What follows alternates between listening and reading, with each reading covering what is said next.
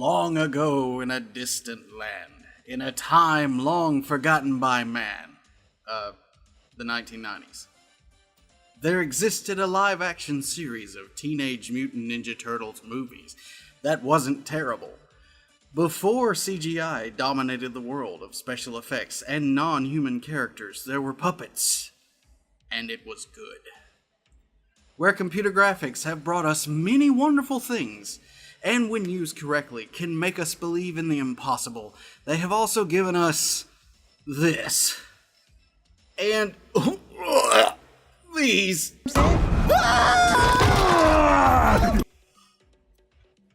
I know, showing profanity like that this early in the video is a good way to ensure that it will never be monetized, so I apologize in advance. Let's try to get back on track. A little history.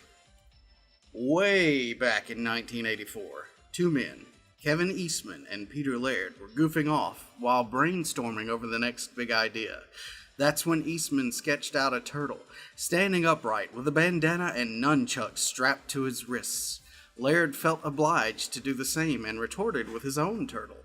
They laughed it off, went to bed, and woke up the next morning and said, "Hey, wait a minute." Using their tax return and a loan from Eastman's uncle, they set out to create and self-publish the first Teenage Mutant Ninja Turtles comic. It was dark, gritty, and much more serious than one would expect. There was light cursing, alcohol, death, and no multicolored bands to be found. It's kind of ironic considering the original premise of the Turtles comic was a parody of such comics as Marvel's Daredevil, New Mutants, and Frank Miller's Ronin, most prominently Daredevil. Daredevil fought the Hand, an evil organization of ninjas. The Turtles fight the Foot, an evil organization of ninjas. Daredevil was mentored by Stick, the Turtles by Splinter. It's even rumored that Matt Murdock, the kid who would become Daredevil, is the same kid who dropped the Turtles into the sewer in the first place. Then comes the toys, and with them, a wacky, zany cartoon that completely muted the tone of the comics. Teenage Mutant Ninja Turtles, Teenage Mutant Ninja Turtles, Teenage Mutant Ninja Turtles, heroes in a half shell, turtle power. The 87 series set out to make the Turtles more kid-friendly. They made the Turtles puffy, gave them individual colors to better distinguish them, and heavily toned down the plots of the comics, leaving out a lot of the violence and more adult content. The series lasted for 10 seasons, though, to 1996, but that's not why we're here today.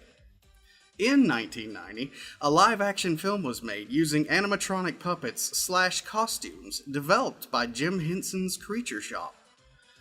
The movie became the highest-grossing independent film at the time, and the 9th highest-grossing film worldwide in that same year. Sadly, it would be one of Henson's last projects before his death. The movie was much more in line with its comic source material, only borrowing some aspects from the cartoon series. So what makes this movie special? Well, it features the world's most fearsome fighting team. They're heroes in a half-shell, and they just so happen to be green. Oh, and let me tell you, when the evil Shredder attacks, well, these Turtle Boys, they don't cut them no slack. How did turtles become ninjas in the first place? Well, Splinter, their wise old mentor, taught them to be ninja teens. Leonardo leads. You take the ugly one. No, you take the ugly one. I'll take the ugly one. Oh, which one's the ugly one? Donatello does machines.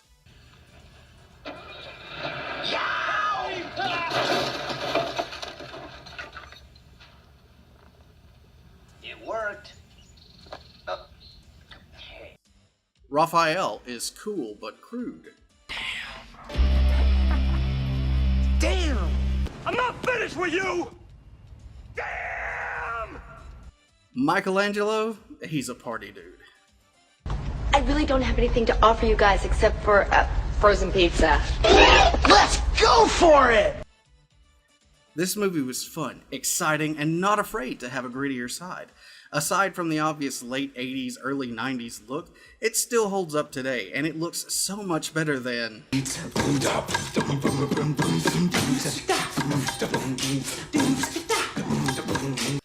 Ugh. I cannot, however, say the same for the movie's tie-in toy line. The movie star turtles all have this come hither look. And Leo? Oh God! Thankfully, many years later, NECA would fix this with some very nice figures, which I happen to own myself. They capture the original look, have all the articulation needed for some stellar poses, and don't all have that look. Ugh. The movie was popular enough to gain a couple of sequels. 2 live action, a completely CGI movie, and probably the worst thing in Turtles history, and this does include the music album. A series in 1997 in connections with Saban, yes, that Saban, called Ninja Turtles: The Next Mutation. Green Turtles! Heard the news, changed to mutants by an ooze. Found on a board, raised by a rat. Now they're ninjas, how about that? Check it out, another one found. Made a way to Chinatown. With the rest, yeah, that makes 5 Ninja Turtles. Now they're live. But that's another video, way down the line. The first sequel, The Secret of the Ooze, was pretty underrated. It had some recasts, and basically took away their signature weapons, and had a song with Vanilla Ice in it.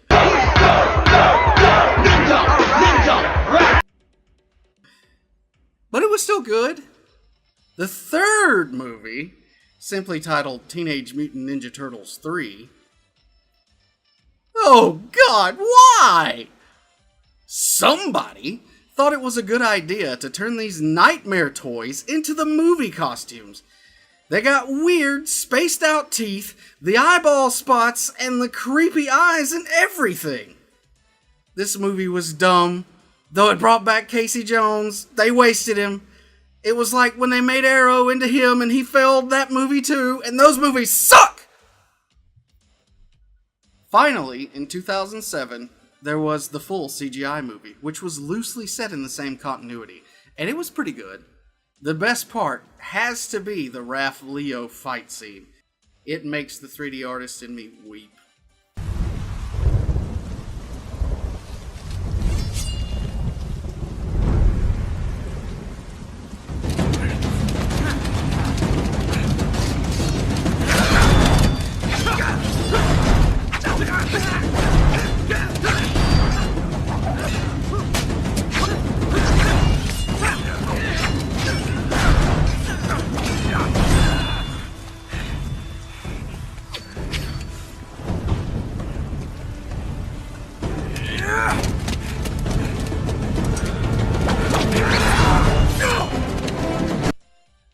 So that's the video. I just wanted to share this little hidden gem with you that a lot of people have forgotten about. TMNT has seen many iterations, and at some point I may visit more of them. It's a franchise that has meant a lot to me over the years. When I was a kid, this is top 2 out of 3 shows for me. Like, of all time. So much so that in daycare, I had people believing my name was Michelangelo Raphael. It's not, by the way. If you're wondering about that top 3, I just told you what number 2 was, and last week's Power Rangers was 3, but for number 1, you'll have to wait a bit on that one. Though I'm sure if you're familiar with me and my social media, you already know. Thank you so much for watching. I have been a potato, and I hope that I have explained for you a better live-action version of TMNT than the current offerings, at least in my opinion. I hope to have for you a new episode each Friday. Same bat time, same bat place. I have about 25 of these already planned out, so stick around. We have a lot to cover. Until next time, don't be a hater, be a tater.